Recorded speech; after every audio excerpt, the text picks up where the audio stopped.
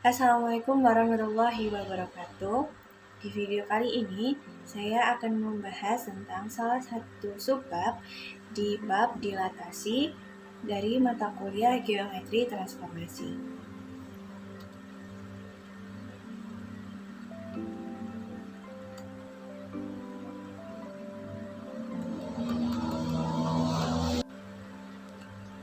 Sebelumnya, perkenalkan, nama saya Nabila Hayuditya Rohmanian dengan NIM 2021-6225. Saya dari Prodi Pendidikan Matematika Universitas Madura. Nah, di video kali ini ada dua topik yang akan kita bahas. Yang pertama yaitu definisi 9.1 dan topik yang kedua adalah teorema 9.1. Disimak dan ditonton sampai habis ya. Sebelum kita ke inti pembahasan yaitu definisi dan teorema, kita harus tahu apa itu dilatasi.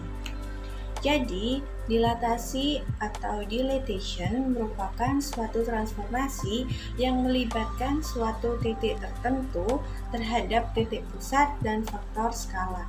Jadi, dilatasi ini akan mentransformasikan suatu titik terhadap titik pusat dan suatu faktor skala. Jadi ada dua yang mengakibatkan dilatasi, yaitu dari titik pusat dan faktor skala tertentu.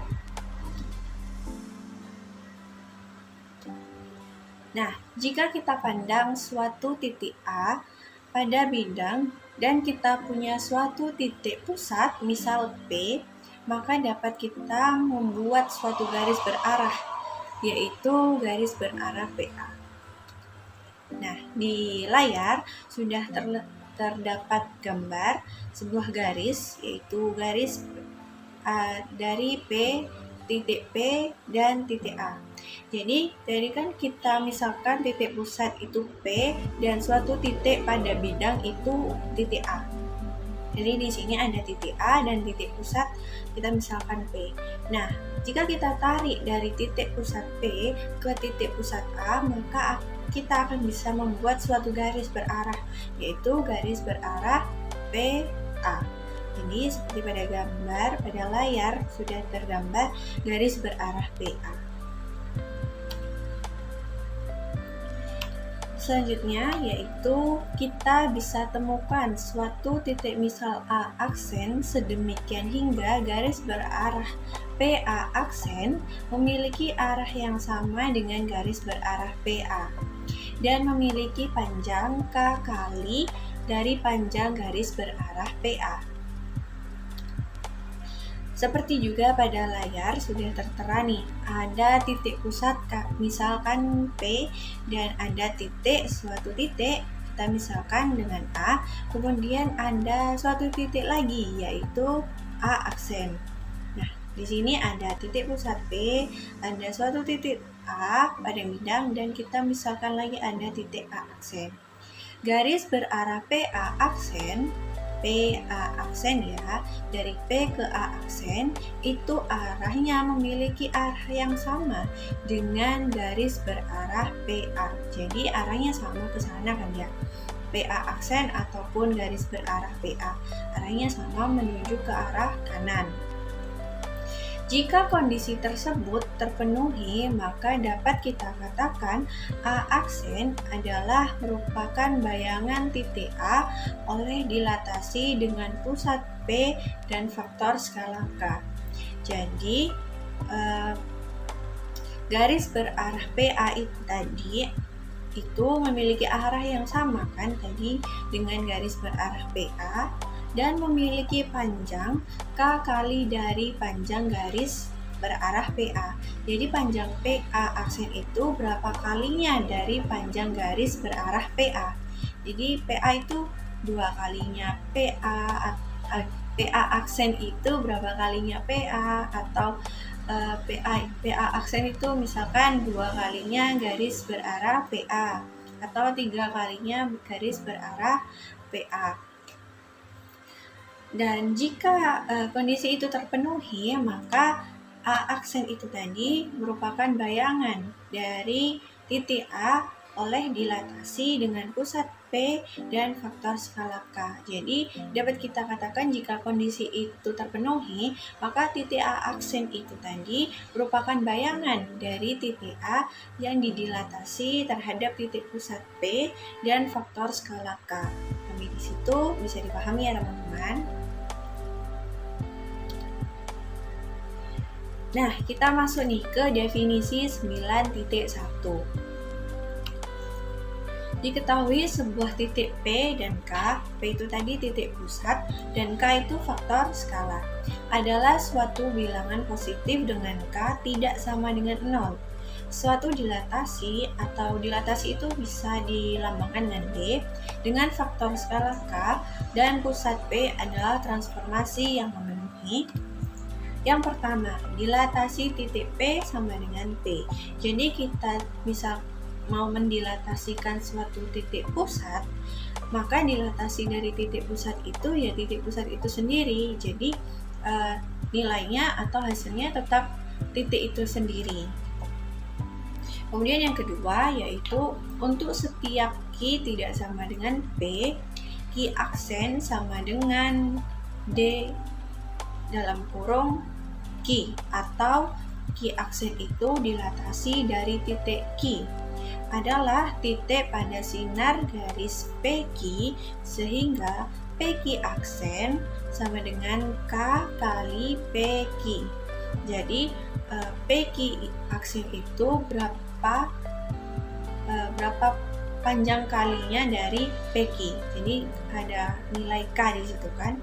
Atau dapat kita katakan garis berarah PQ aksen sama dengan K dikali garis berarah PQ.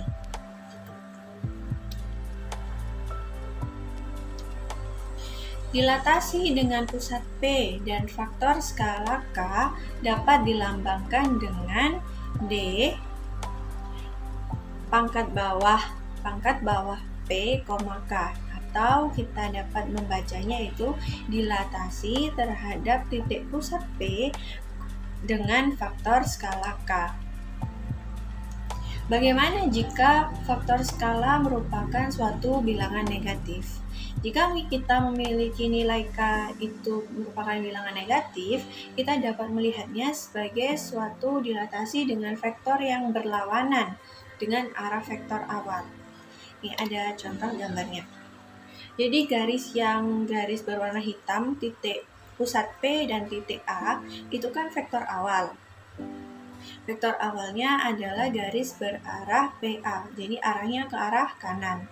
Kemudian kalau akan didilatasi dengan titik pusat P, tapi nilai K-nya adalah nilai negatif, maka garis itu didilatasi yang arahnya berlawanan dengan vektor awalnya. Vektor awalnya ke kanan, kalau nilai K-nya itu negatif, maka berlawanan ke arah kiri. Seperti pada gambar yang berwarna merah dan titik putus-putus, garis putus-putus itu arahnya kan berlawanan dengan vektor awalnya PA yang ke arah kanan. Jadi vektor kalau nilai K-nya itu negatif, maka ke arah kiri atau PA aksennya itu ke arah kiri.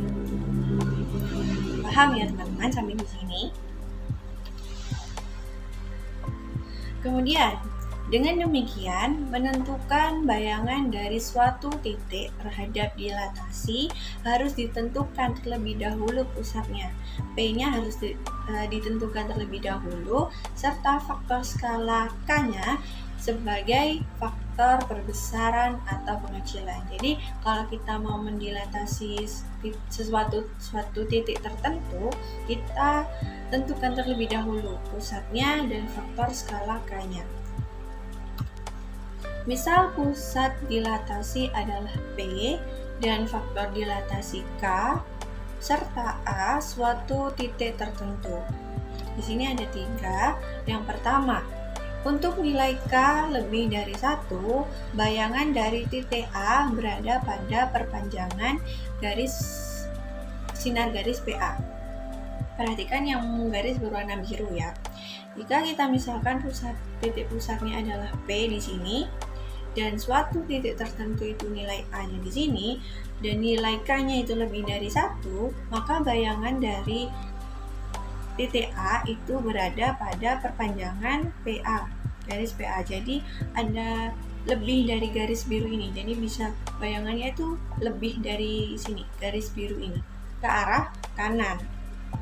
Karena K-nya itu lebih dari 1, otomatis tidak bilangan negatif, jadi gitu kan, bukan bilangan negatif. Jadi perpanjangan dari garis PA ini, garis biru ini, ke arah kanan. Yang kedua, untuk nilai K lebih dari 0 dan kurang dari 1, lebih dari 0 tapi kurang dari 1, tetap bilangan positif tapi kurang dari 1. Jadi kan pecahan atau desimal gitu kan bentuknya ya. Maka bayangan dari A berada di antara P dan A. Jadi kembali lagi kita perhatikan garis yang berwarna biru, titik pusatnya P berada di sini dan suatu titik A itu berada di sini, maka nilai atau bayangannya itu berada di antara garis biru ini. Walaupun A-nya di sini misalkan ya, A-nya berada di sini, maka bayangannya itu di antara P dan A. Jadi P-nya misalkan di sini, A-nya misalkan di sini, jadi bayangannya itu hanya antara titik P dan A saja. Yang terakhir yaitu, sedangkan untuk nilai K negatif, bayangan A terletak pada perpanjangan sinar garis AP. Jadi seperti yang kita bahas sebelumnya, kalau nilai K-nya itu negatif, maka bayangan titik A itu terletak pada perpanjangan dari sinar garis AP, atau kebalikannya, berlawanan arah dengan vektor sebelumnya. Perhatikan gambar yang berwarna merah, garis putus-putus itu. Kan P-nya di sini ya, A-nya di sini.